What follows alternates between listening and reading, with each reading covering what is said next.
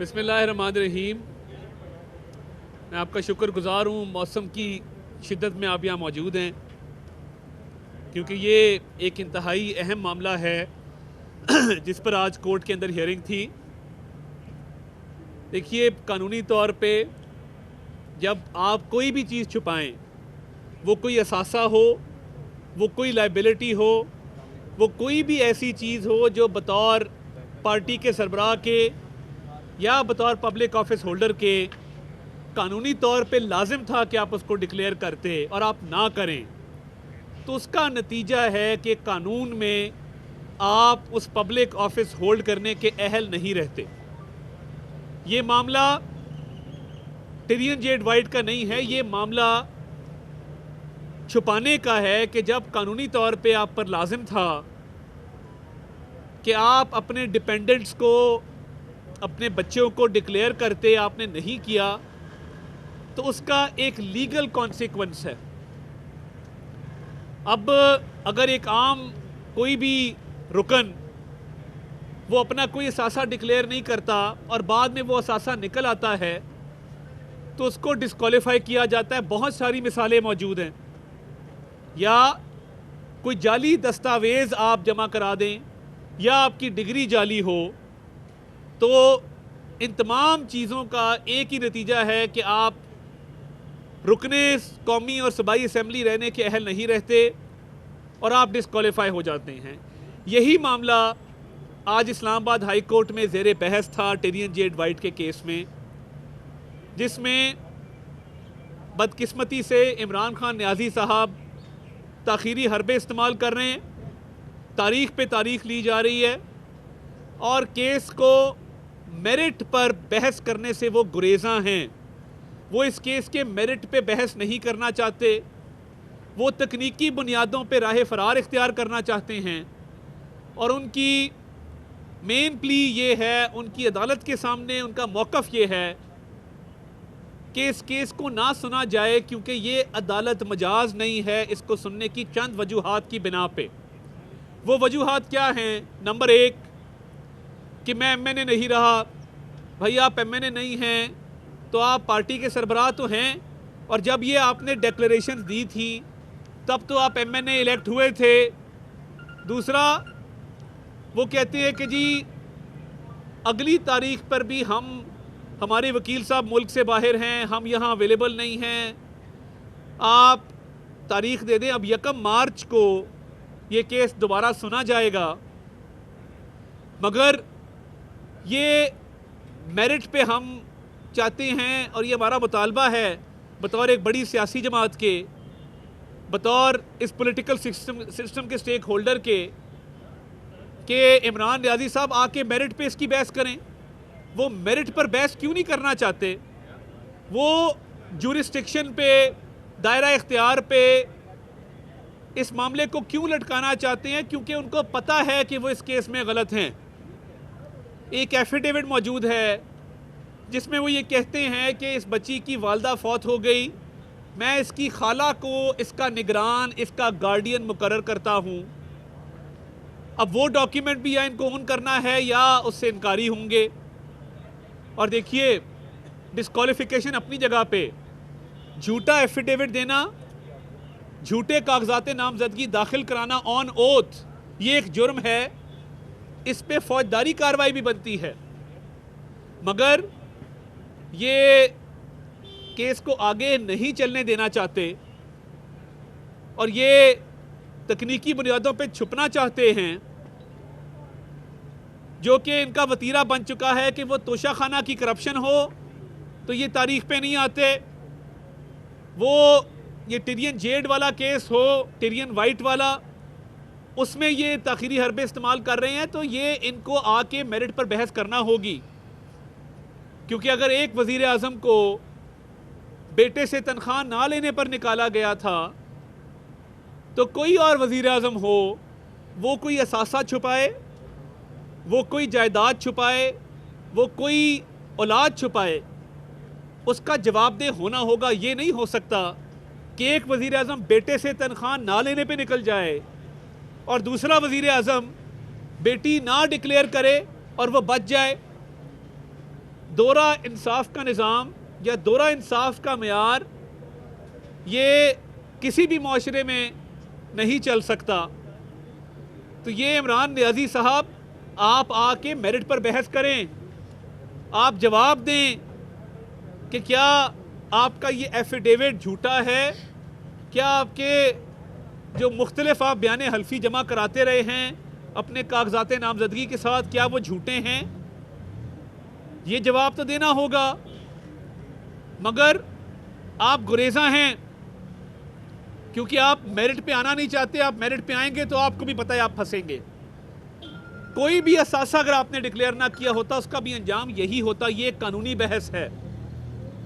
तो इसलिए हमारा मुतालबा बतौर शहरियों के, बतौर एक सियासी जमात के ये है कि इस केस की डे टू डे हियरिंग की जाए और इसको लाइव नशर किया जाए।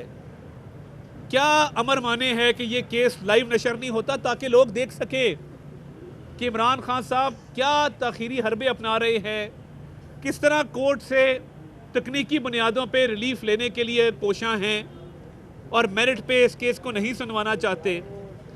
तो ये बिल्कुल एक कानूनी बहस है जो पाकिस्तानी अवाम भी देखे और कानून सबके लिए बराबर हो। यही हाल तोशा खाना का है, उसमें अरबों रुपए की करप्शन है, मगर जिस दिन फ़र्द जुर्म आयद होनी होती है अदालत में पेश नहीं हुआ जाता, कोई ना कोई बहाना बना लिया जाता है।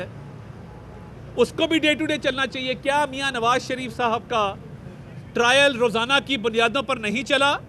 क्या वो रोज़ाना लाहौर से इस्लामाबाद आकर एहतसाब अदालत में नहीं पेश होते रहे?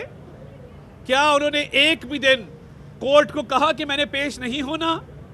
क्या उन्होंने एक भी दिन तकनीकी बुनियादों पे अपना केस उसमें ताख़ीर करने की कोशिश की या तकनीकी बुनियादों पे कहा कि कोर्ट का दायरा इख्तियार नहीं है? उन्होंने बहादुरी के साथ, हिम्मत के साथ, दलेरी के साथ केसेस का मुकाबला किया।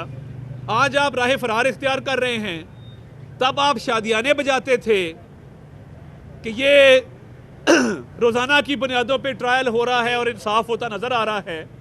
जब अपनी बारी आई है तो तब कोई इंसाफ नहीं है। जब अपनी बारी आई है तो आप इसको ताख़ीर का शिकार करना चाहते हैं। फॉरेन फंडिंग केस में इमरान नियाज़ी ने उस केस को 6 साल चलाया, 6 साल। आप जिस शख्स ने उस केस को 6 साल चलाया और ताख़ीर का शिकार किया, उसको बुरी आदतें पड़ गई हैं। वो अपने आप को पॉलिटिकल एलीट समझते हैं, अनटचेबल समझते हैं कि हमें कोई हाथ नहीं लगा सकता। आप गैर कानूनी काम करें, आप चोरी करें, चकारी करें, डकैती करें और अदालतों में आके कहें कि अदालतों का दायरा इख्तियार नहीं है, केस मेंटेनेबल नहीं है, जुरिस्डिक्शन नहीं बनती, तो दूसरों की दफ़ा तो जुरिस्डिक्शन पे तालियां बजाते थे। अब मेरिट पे आने को तैयार नहीं हैं तो हिम्मत करें, मेरिट पे अपना केस आर्ग्यू करें और हाँ या ना में जवाब दें। ये दरमियानी जवाब कोई जवाब नहीं है कि मैंने सुनवाना नहीं है, मैं बात नहीं करना चाहता, आपका दायरा इख्तियार नहीं है। ये या स्याह है या सफ़ेद है, या आपने मिस डिक्लेरेशन की है या आपने नहीं की। ये बात बिल्कुल सिंपल है और इसका आने वाले दिनों में बिल्कुल रोज़े रोशन की तरह अयां हो जाएगा।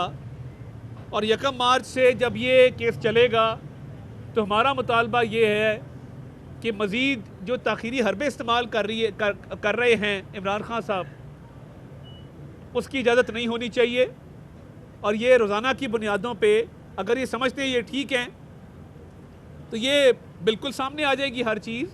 तो ये केस लाइव चलना चाहिए, रोज़ाना की बुनियादों पे चलना चाहिए और मेरिट पे चलना चाहिए। तारण साहब, आप इस केस में बतौर पार्टी फरीक हैं, इंडिविजुअल हैं, किस कैपेसिटी में आज आप आए थे या बतौर शहरी आए थे? हम बतौर शहरी आए हैं क्योंकि अगर एक पब्लिक ऑफिस होल्डर को मिस डिक्लेरेशन करता है, वो पब्लिक रिकॉर्ड है, वो पब्लिक का भी राइट है कि वो उस केस को देखे, उसको सुने, उस हवाले से अपनी एक राय कायम करे।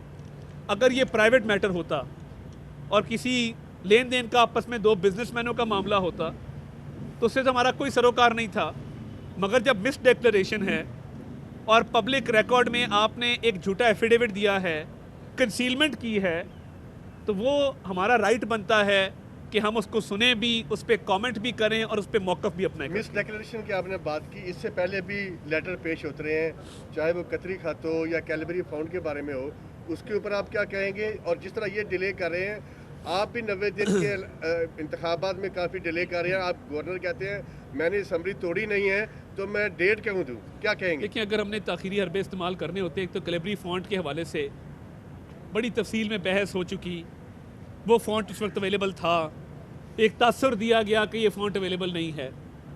और कैलबरी फ़ॉन्ट के हवाले से मैं इतना कहना चाहूँगा कि आज जब एवनफील्ड की अपील डिसाइड हो चुकी, कहाँ पे हैं वो प्रोसिक्यूटर्स, कहाँ हैं वो वकला जो कहते थे कि ये इसकी मनी ट्रेल अवेलेबल नहीं है, ये एसेट बियॉन्ड मींस है।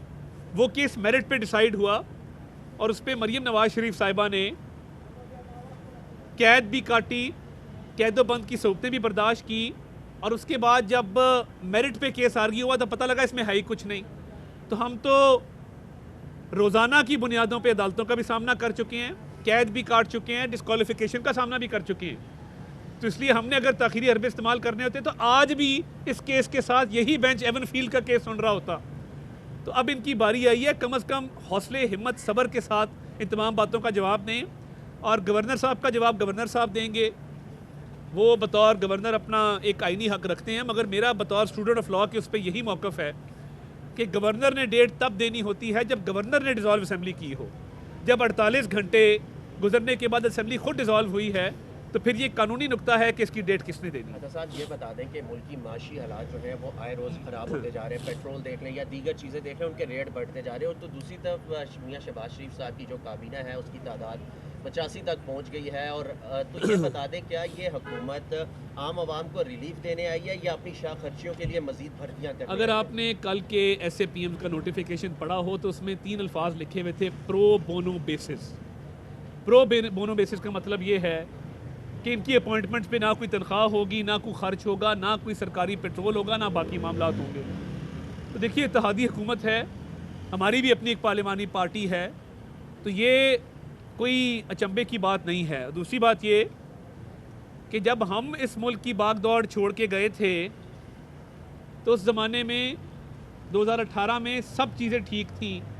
उस शानदार इमारत को तबाह करने में, मुनहदम करने में इमरान नियाज़ी साहब का हाथ है। IMF के पास, हमने तो नहीं कहा था कि हम खुदकुशी कर लेंगे, IMF के पास नहीं जाएंगे। IMF की जायज़ नाजायज़ जो भी शराइत थी उस पर हर किसी की राय हो सकती है, वो इमरान नियाज़ी साहब ने कबूल की। हमने आके अब ये मलबा उठाया है, अब इसके लिए कोशा है कि दिन ब दिन हालात बेहतर हों। तो ये पिछले 6 माह में तो हालात ख़राब नहीं हुए, क्योंकि इमरान नियाज़ी साहब ने CPEC को रोल बैक किया। एक दिन भी मईशत के लिए कोई मुस्बत कदम उठाया तो आप मुझे बता दें। हर दफ़ा तर्जुमानों का इजलास थी, हर मर्ज़ की दवा तर्जुमानों का इजलास है। महंगाई में बेपनाह इजाफा हुआ, मईशत तबाह हो गई। अब उस तबाही को ठीक करने की कोशिश की जा रही है और एक काबिल टीम जो है ये काम कर रही है। तो ये तो तनख्वाह नहीं है। मेजॉरिटी लोग तनख्वाह नहीं ले रहे। आपने कहा कि ये सियासी रिश्वत है अहमद मीर के प्रोग्राम में, तो क्यों ज़रूरत पेश आ रही है सियासी रिश्वत की? देखिए, सियासी रिश्वत, उन्होंने उनकी राय अपनी होगी, मैं इसको सियासी रिश्वत नहीं समझता। और बहुत सारा काम हो रहा है इंस्टीट्यूशनल रिफॉर्म्स पे, लीगल रिफॉर्म्स पे, बहुत सारी चीज़ें जो हैं वो जिम्मेदारियां सौंपी जा रही हैं। तो मेरा ख्याल है इसमें कोई ऐसी हर्ज की बात नहीं। बहुत शुक्रिया, थैंक यू।